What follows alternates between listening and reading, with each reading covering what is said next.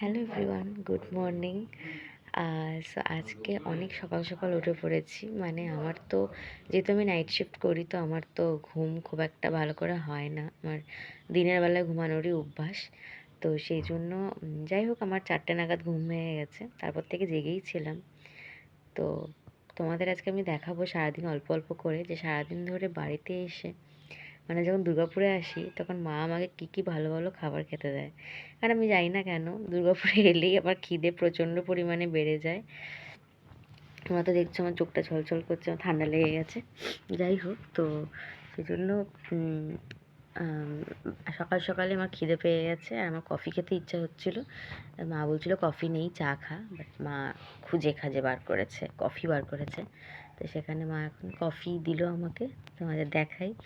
তো তারপরে তো আরও অনেক কিছু খাওয়া দাওয়া করার প্ল্যান আছে আজকে, সব কিছুই তোমাদের সাথে শেয়ার করবো। যে আমার মা আমাকে কফি দিয়েছে সুন্দর একটা কাপে। মা, আমার কাপগুলো কোথায় মা? ওয়াও, এটা সানফ্লাওয়ার কাপ। ওয়াও, দারুণ দেখতে। আর সাথে কি দিয়েছে? এক এক ছিটা বাটার দিয়ে আমাকে দিয়েছে 2 টুকরো ছেঁড়া পাউরুটি। এর থেকে বেশি আর কিছু জোটেনি আমার সকাল সকাল। হালকাই খাও, বেশি খেতে হবে না। ঠিক আছে, তো এটা হচ্ছে পার্ট 1 আমার খাওয়া বাটারটা দাওয়া। আরো মেল্ট হয়েছে, বাটারটা তো আমি করেছি, পাউরুটিটা আমি মাইক্রোতে দিয়েছিলাম, সেই জন্য মেল্ট হয়ে ভেতরে ঢুকে গেছে। আচ্ছা, যদিও এটা খুব একটা হেলদি অপশন নয়, বাট আমার তো তবুও হয়। আনহেলদি খাবার খেতেই ঘরে এসে বেশি ভালো লাগে। তো যাই হোক, এটা আমি এখন খাবো। এরপরে আসবে ব্রেকফাস্ট, তারপরে ব্রেকফাস্টের পরে আসবে লাঞ্চ। লাঞ্চের আগেও আমি অনেক কিছু খাবো। ভেজ ডাল খাবে আজকে? দেখা যাক খাই না, কিনা। তাহলে যাই না, হোক পরের বার থেকে আর। যাই হোক, এরকম চলতেই থাকে আমাদের ঝগড়া খাবার দাবার নিয়ে। তো তোমাদের সাথে সব কিছু বন্ধুরা, যেমন সকালে তোমাদের বলেছিলাম যে আমি সকাল সকাল উঠে গেছিলাম, 4টের সময় ঘুম ভেঙে গেছিলো। তো তারপরে তো আমি কফি খেলাম, তোমাদের দেখালাম। তো তারপরে আবার ঘুমিয়ে পড়েছিলাম, ঘুম পেয়ে গেছিলো। 10টার সময় উঠেছি, 10টার সময় উঠে নিয়ে মা খেতে দিল। কি খেতে দিল না, রুটি, আলু ভাজা আর ডিম সেদ্ধ। সেটা আর ভিডিও করা হয়নি, কারণ তখন ঘুম চোখে ছিলাম, আর খিদেও পেয়ে গেছিলো বলে চটপট খেয়ে নিয়েছি।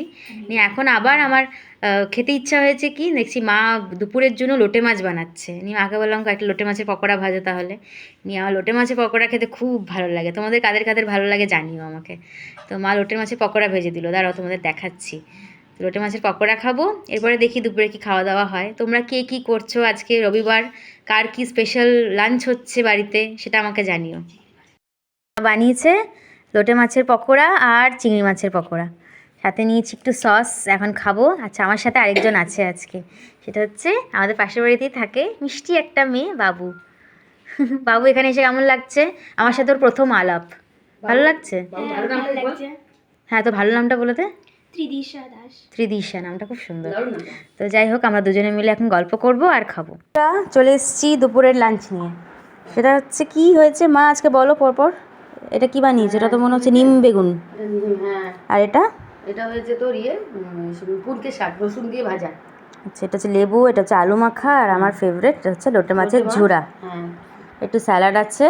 স্যালাড বলতে খালি শসা কুচি হ্যাঁ, আছে। শসা আছে, আর লাউয়ের, এটা খেতেই হবে, ডাল, লাউয়ের ডাল। লাউয়ের ডাল খেতে হবে। আর এটা বানিয়েছে চাটনি।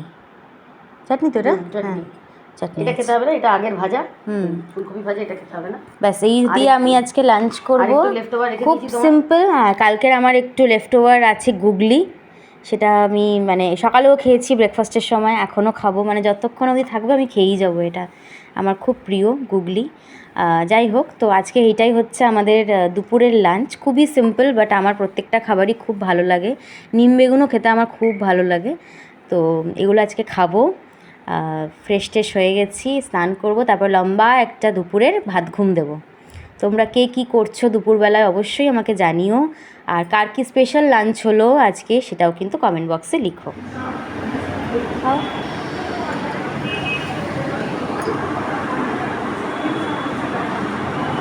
সেইটা করে দারুণ, এটা মনে হয় লাগবে।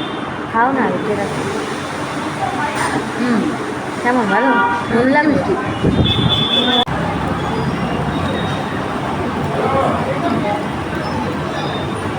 আগে না ছোটোবেলায় চাট খেতাম এই দোকানে এসে, সাদা সাদা প্লেটগুলোতে করে দিত, চায়ের প্লেটে নিয়ে ওটাতে করে চাট খেতাম, উপরে ঘুগনি দিত, খুব ভালো লাগতো।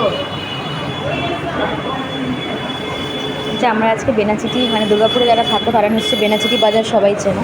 তো বেনাচিটি বাজারে আমি আর মা শপিং করতে চলে এসেছি। তো খুব খিদে পেয়ে গেছিলো, দুপুরবেলা ভাত খাওয়ার পর তো আর সেরকম কিছু খাওয়া হয়নি। সেই জন্য মাকে বললাম বাকি শপিং পরে হবে, আগে কিছু খেয়ে নিই। আমাদের এখানে খুব ফেমাস একটা ধোসা ইডলি এসবের রেস্টুরেন্ট আছে, এটার নাম হচ্ছে রুমা সুইটস। জানি না কতজন চেনো। তো সেই রুমা সুইটস বিল্ডিংয়ে আমরা আজকে এসেছি ধোসার দই বড়া খেতে। মা দই বড়া খাচ্ছে আর আমি ধোসা খাবো। পুরোটা খেতে পারবো না যদিও, বাট তাও আর কি খুব আমার কদিন ধরে ধোসা খেতে খুব ইচ্ছা করছিলো, তাই ভাবলাম খাই।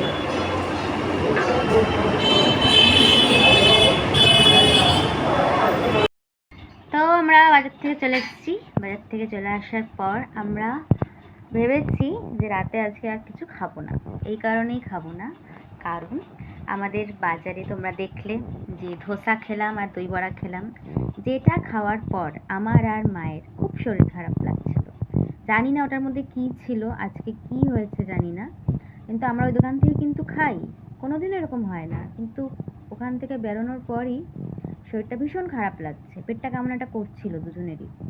তো সেই জন্য বাবাকে বললাম একটু রসগোল্লা নিয়ে আসো, রসগোল্লা খেতে ইচ্ছা করছিল, কালকে যেহেতু চলে যাবো আবার। কিন্তু বাবা রসগোল্লা নিয়ে এলো, নিয়ে এখন দুটো রসগোল্লা খাবো, খালি আর কিছু খাবো না, ভালোই লাগছে না। তো এই খাবো। আজকের দিনটা টুকটাক টুকটাক এইসব করেই কাটলো, ভালোই লাগলো। ঘরে এলে মনে হয় থেকেই যাই, আর জন্য যাবো না এরকমই লাগে।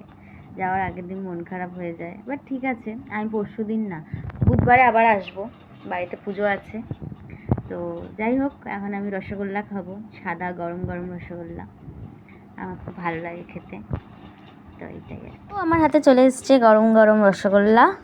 মা আরেকটু গরম করে দিল মাইক্রোতে, কারণ বাবা অনেকক্ষণ আগে এনেছে, ঠান্ডা হয়ে গেছিলো। দেখো স্পঞ্জের মতো পুরো নরম হয়ে গেছে, কি ভালো লাগছে।